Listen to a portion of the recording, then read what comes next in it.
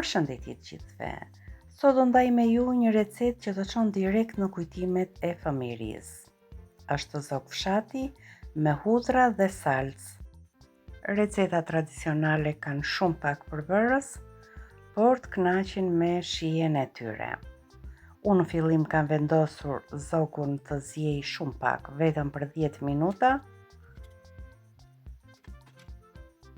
E kam zier pak krip fare, është thjesht ujë dhe mishi i zogut.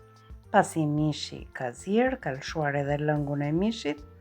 Në një tigan kam shtuar gjalp, edhe pak vaj ulliri, dhe në të do grim 3-4 thelpinj hudhër, varet nga madhësia e hudrave. I grim në pjesë të vogla dhe i shtojmë në tigan.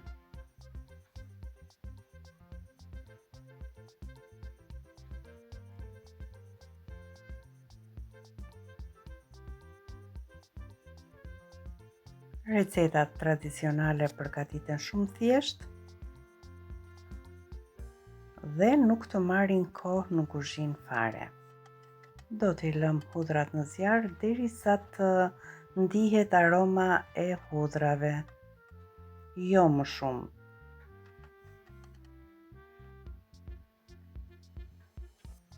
Është momenti për të shtuar miellin, do t'i shtojmë 2 lugë të gjellës me miell.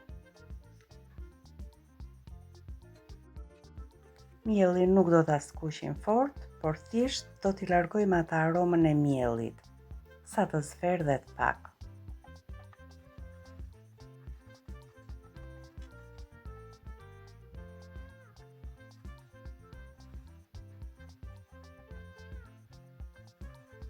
Mendoj se në këtë moment mielli është gati. I shtojmë 2 lugë të gjellës me uthull, kjo e bën të veçantë këtë recetë. Sapo të largohet pak aciditeti i uthullës, do t'i shtojmë 2 lugë të gjellës me salcë domateje.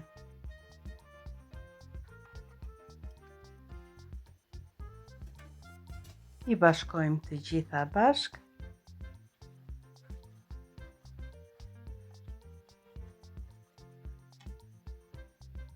Dhe pak nga pak do fillojmë t'i shtojmë lëngun e zogut. E shtojmë gradualisht duke e përzier që salca të mos na kokrizohet.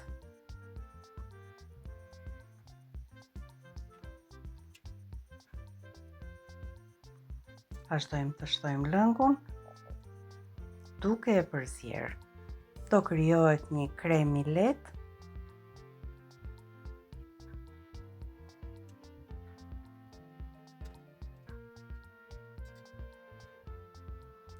Dhe në këtë moment bashkohen shijet, është aroma e gjalpit, aroma e hudrave, e uthullës, dhe e bën special këtë lëng.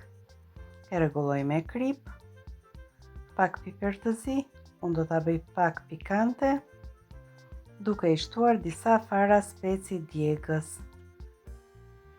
I përziej mirë, natyrisht që erëzat janë edhe opsionale. Mund t'i shtoni erëzat që ju dëshironi. I bashkojmë të gjithë përbërësit në tavë. Do përdor tavë balte, shtojmë mishin e zogut.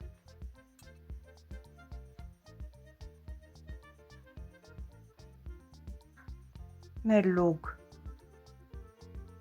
mbulojmë mishin që të marrin atë aromën e mirë të lëngut.